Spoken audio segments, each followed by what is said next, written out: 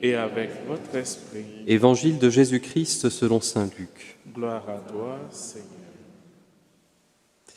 En ce temps-là, lorsque Jésus, dans la puissance de l'Esprit, revint en Galilée, sa renommée se répandit dans toute la région.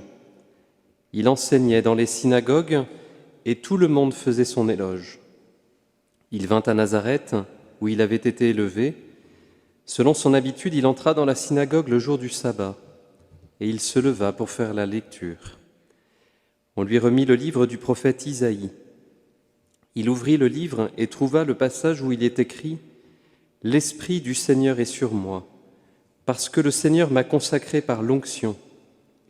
Il m'a envoyé porter la bonne nouvelle aux pauvres, annoncer aux captifs leur libération et aux aveugles qu'ils retrouveront la vue, remettre en liberté les opprimés, annoncer une année favorable accordée par le Seigneur. » Jésus referma le livre, le rendit au servant et s'assit. Tous dans la synagogue avaient les yeux fixés sur lui. Alors il se mit à leur dire « Aujourd'hui s'accomplit ce passage de l'Écriture que vous venez d'entendre. » Tous lui rendaient témoignage et s'étonnaient des paroles de grâce qui sortaient de sa bouche. Acclamons la parole de Dieu. Louange à toi, Seigneur Jésus.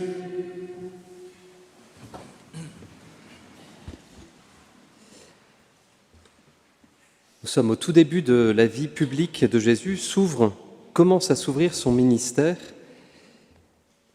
Et voyez, il y a quelque chose en premier lieu qu'on peut noter, c'est cette parole de Dieu que nous proclamons à chaque Eucharistie, parole de Dieu que nous pouvons ouvrir en ouvrant notre Bible, qui n'est pas une parole comme une autre, c'est une parole qui s'accomplit. Et Jésus le rappelle, elle s'accomplit aujourd'hui. C'est pour ça qu'il est important de la méditer, cette parole, parce qu'elle résonne avec notre vie et avec les événements de notre vie. Mais alors peut-être peut-on se dire ce matin, quelle est véritablement la bonne nouvelle pour moi ? Quand on parle d'évangile, on parle de bonne nouvelle. Mais quand Jésus dit « Il m'a envoyé porter la bonne nouvelle aux pauvres, annoncer aux captifs leur libération, aux aveugles qu'ils retrouveront la vue, remettre en liberté les opprimés », en quoi est-ce qu'on est véritablement concerné ? Parce qu'on peut peut-être se dire, il y a plus pauvre que nous, on a de quoi, je pense ici, manger, dormir, on a quand même l'essentiel. On n'est pas en prison, on n'est pas captif. Je ne sais pas s'il y a des aveugles, mais c'est quand même pas la majorité d'entre nous. Est-ce qu'on est véritablement opprimé ? En quoi cette parole nous rejoint ? Et c'est important de regarder les choses parce que sinon, on peut être déçu, un peu comme à certains moments les apôtres qui vont demander à Jésus « Mais quand est-ce que tu vas rétablir la royauté en Israël ?» Et que les apôtres, il y a un moment, ils attendent que Jésus devienne roi et que toute la vie, elle soit tranquille. Et pourtant, la vie publique de Jésus s'accomplira par le mystère de la croix. Alors de quelle pauvreté nous parle Jésus ? De quelle liberté il nous parle ? Quand il nous parle de retrouver la vue, de quoi est-ce qu'il parle ? Quand on regarde nos vies, on va s'arrêter un tout petit peu sur la liberté. Combien de fois on est véritablement libre ? Parce que la liberté, c'est pas faire ce que je veux, quand je veux, quand je veux. Parce que là, on voit bien qu'il y a beaucoup de frustration.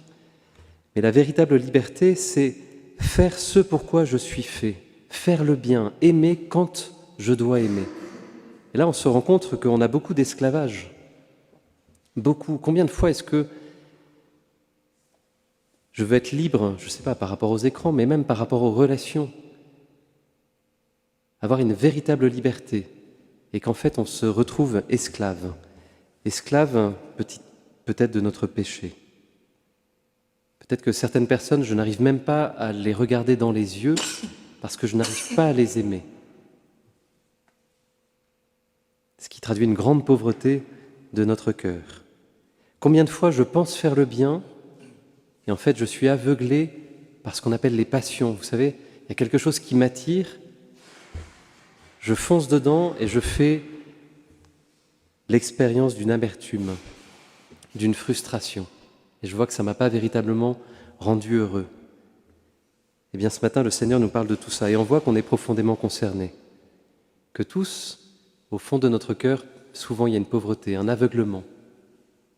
Aveuglement aussi sur nous-mêmes. Hein. Combien de fois on se prend pour quelqu'un qu'on n'est pas? Eh bien, c'est ça que le Seigneur veut nous donner. Et il nous le donne, il fait cette promesse et il nous le donne petit à petit. Parce que plus on fait l'expérience d'une vie chrétienne, une vie ancrée dans la prière et les sacrements, plus petit à petit on découvre qui nous sommes, pauvres et petits. Et nous faisons l'expérience que nous avons besoin d'un sauveur, besoin du salut, besoin de Jésus. Et la même chose par rapport à la liberté. C'est le Seigneur qui nous libère véritablement, et notamment il nous libère du péché. Ici, c'est un sanctuaire de la miséricorde où nous sommes invités à faire cette expérience à travers le beau sacrement de la réconciliation, le sacrement du pardon. Et vous, jeunes, ce soir, on vous proposera de faire cette expérience de la réconciliation, voir que on est libéré de tout ce qui nous rend esclaves. Et vous voyez, le Seigneur, et là c'est presque prophétique, nous dit à travers le prophète Isaïe qu'il vient annoncer une année favorable accordée par le Seigneur. Et cette année, nous sommes dans cette année jubilaire, l'année de l'espérance, une année que nous donne l'Église avec une indulgence plénière. C'est quoi l'indulgence plénière? Eh bien, c'est tout simple. Quand on fait le mal, il y a des conséquences. Donc même si on demande pardon à la personne, il y a toujours des conséquences. Je prends un exemple très concret. Vous êtes en voiture, vous avez un accident, vous demandez pardon, la personne vous pardonne, mais n'empêche que la voiture reste à réparer. Eh bien la même chose dans l'ordre de l'amour et l'ordre du péché. Quand on n'a pas mis l'amour là où on aurait dû le mettre, quand on entre dans le péché, on peut recevoir par le sacrement de la réconciliation le pardon, mais il reste toujours des conséquences. L'indulgence plénière, eh bien c'est le Seigneur par l'Église qui remet également toutes les conséquences du péché. C'est pour ça que c'est une année de grâce, l'année jubilaire, parce que tout nous est redonné. Et du coup, les portes du ciel s'ouvrent pour nous. Imaginez que vous avez une dette énorme de plusieurs millions d'euros et qu'elle vous soit entièrement remise. On exalterait, on jubilerait de joie.